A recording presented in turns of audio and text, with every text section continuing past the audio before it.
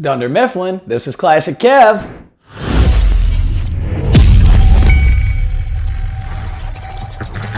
Hey, what's up, y'all? It's your boy Classic Kev, back with another episode. And y'all, today's episode, we got a really special episode. I wanted to talk about a new company I was invested in, and this is not financial advice. And the company is, hold on one second, let me put my glasses on. A little blurry, that's better. The company is Dunder Mifflin, ticker symbol DMI. Dunder Mifflin is a paper supply company whose corporate office is located in New York City. But as always, when investing in a company, I like to know everything. So I decided to book the best flight money could buy and fly myself out to Scranton, Pennsylvania, to Dunder Mifflin's most profitable branch and check it out for myself. So y'all, I arrived at Dunder Mifflin's Scranton branch, and fortunately for me, I had the right credentials and I was able to get through security and really check out the place for myself. I got a good look at some of their internal financial documents, as well as talk to some of the staff that works there, so I could get a real good understanding at what Dunder Mifflin was all about as a company. And y'all, when evaluating a publicly traded company you're thinking about investing in, it's always good to start at the top. Start at the CEO. The CEO, like I've said before, that's like the quarterback. If you got a good quarterback, you're always going to be in the game. And I tell you what, y'all, CEO David Wallace is a sharp businessman.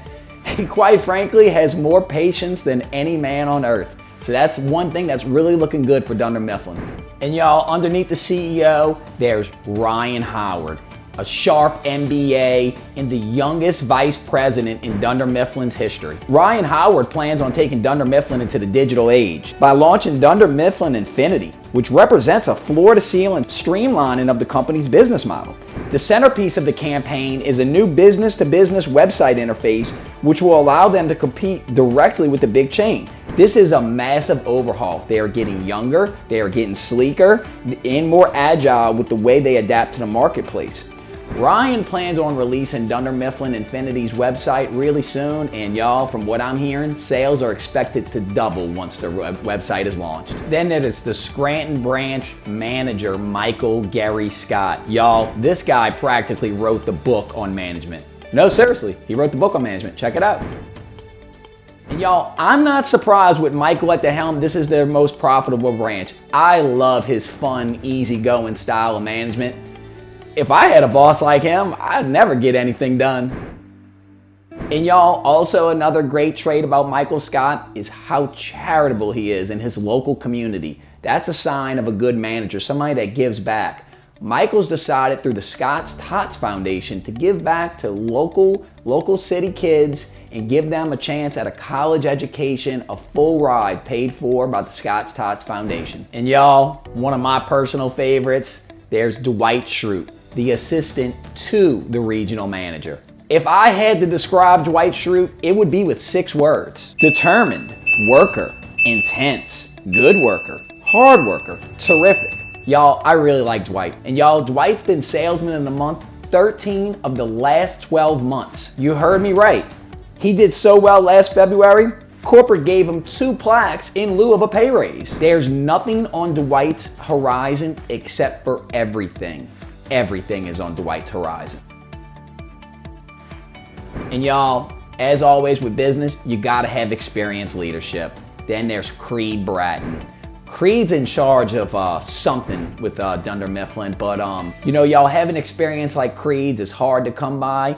Yeah, sure, he had one small slip up at the paper mill, but that was a rogue employee, Debbie Brown, and she was fired promptly for that. And that's what the example of good leadership is, having somebody to correct the mistakes of others and have accountability. I really like Creed's experience on Dunder Mifflin. And y'all, as always, this is not financial advice, but I do like to be transparent with my audience. After a little further digging into Dunder Mifflin, I found some things that I really didn't like about the company, and I decided because of these reasons I won't be investing, and I'm going to go over them now. Well, the first reason I won't be investing is this guy. Do I really need to continue? I mean, come on, y'all, seriously, Toby's the worst. And for that reason, I'm out. And y'all, another reason, it turns out 2 of their top salesmen will be leaving the company One being Dwight Schrute, assistant to the regional manager. No, not him. Identity theft is not a joke. Millions suffer each year, y'all. Michael!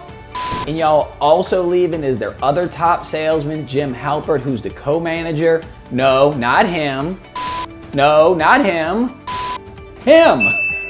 Y'all, at the end of the day, Dunder Mifflin just can't compete with these modern day office supply chains, and management is unwilling or unable to adapt. Their customers are dying off or leaving them for the low prices of their competitors like Staples and Office Depot. By their own employees' calculations, they'll be obsolete in the next 5 to 10 years. Y'all, so for that reason, I will not be investing in Dunder Mifflin.